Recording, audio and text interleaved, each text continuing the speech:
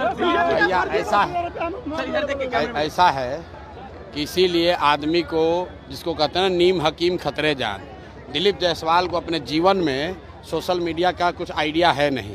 इनके पिताजी के पिताजी को सोशल मीडिया हम लोगों ने सिखाया है। जिस अकाउंट की वो बात कर रहा है, सब लोग ध्यान से सुन लीजिए, जिस अकाउंट का बात दिलीप जायसवाल कर रहे हैं वो भाजपा के 2 लोग आज से नहीं 2016 से चला रहे हैं। और उस आदमी को ये भी नहीं समझ है कि ये भाजपा का कोई पेज नहीं है, ये फेसबुक ग्रुप है जिस पर कोई भी जाकर कुछ भी लिख सकता है। 2016 से ये 2 लड़के भाजपा के ये ग्रुप चला रहे हैं। उस पर आरजेडी के लोग भी पोस्ट करते हैं, उस पर जनसुराज के भी लोग पोस्ट कर रहे हैं, भाजपा के लोग भी पोस्ट कर रहे हैं। उनको जो केस किए हैं तो उनको कहिए कि तुम्हारा तो सरकार है ना, तुम जाओ और डीजीपी के साथ जाओ, और उसमें अगर एक भी चीज़ गलत निकल जाएगा तो प्रशांत किशोर राजनीति से संन्यास ले लेगा। लेकिन अगर नहीं निकला तो इसको हाथ जोड़कर दिलीप जायसवाल को पूरे बिहार के युवाओं से माफ़ी मांगना चाहिए। इस आदमी को कोई समझ नहीं है। इस आदमी को एक ही चीज़ का समझ है कि कॉलेज कैसे कब्जा किया जाता है। दिलीप जायसवाल का हिस्ट्री आपको बता देते हैं। दिलीप जायसवाल का हिस्ट्री ज़रा सुन लीजिए।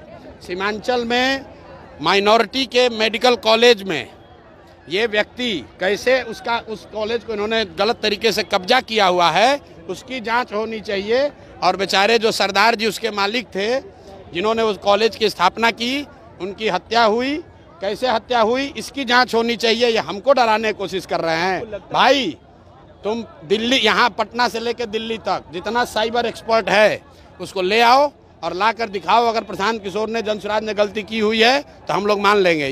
ये इसको कुछ आइडिया है नहीं, किसी ने बता दिया कि अरे भैया ये भाजपा के ग्रुप में जनसुराज का मैसेज है। तुम भाजपा के ग्रुप में जनसुराज का आदमी नहीं लिखेगा। आप किसी के भी पेज पर जाकर कुछ भी कमेंट कर सकते हैं, उसमें क्या है। आपको लगता है सर चुनाव से पहले आपको बदनाम करने की? अरे भैया बदनाम क्या होगा इसमें? बदनाम हमको क्या करेगा भाई? सब लोग समझ रहा है सरकार किसकी है, भाजपा की है। तो अगर कोई फेसबुक पेज गलत चल रहा है तो तुम पकड़ लो। दिल्ली में सरकार तुम्हारी है, पटना में सुनिए ना, अरे भाई सरकार किसका है? बिहार और दिल्ली में सरकार किसका है? फेसबुक पेज पर अगर कुछ गलती है तो तुम पकड़ो, अगर है हिम्मत तो। पत्रकार वार्ता काहे कर रहे हो? और साथ में ये भी कह रहे हैं कि जिस कॉलेज को कब्जा करके बैठे हुए हो उसका भी जांच करा लो, अपनी ही सरकार से करा लो कि उस कॉलेज का मालिक कैसे बने हो। अशोक चौधरी ने कहा है कि आपके ऊपर ज्यादा बात नहीं करेंगे, आपको ज्यादा बराबर नहीं बनाएंगे, ज्यादा बात नहीं। ठीक बात है। अशोक चौधरी के लिए कल मैंने कहा कि हम लोग जानते हैं कि नेता दल बदलते हैं, लेकिन अशोक चौधरी बिहार के सर्वदलीय नेता हैं। इनके बाबूजी कांग्रेस में, ये खुद जदयू में, बेटी लोजपा में और दामाद आरएसएस भाजपा में। तो भाई एक ही चीज़ बचा हुआ है, आरजेडी। अब घर में 1-2 और कोई भांजा भगीना होगा, उसको भतीजा को उसको आरजेडी में भी डाल दे। तो ये बिहार की जनता देख रही है कि ये एकमात्र परिवार है जो कि चारों पांचों दल में है। कोई भी किसी दल को वोट दीजिएगा, अशोक चौधरी जी को उसमें लाभ ही लाभ है।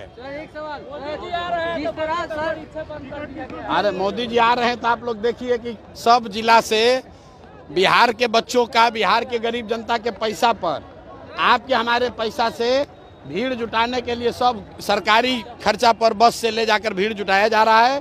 तो सब लोगों को पूछना चाहिए कि भाई आप हम लोग को कुछ दे तो नहीं रहे हैं, हम लोग का ले क्यों रहे हैं?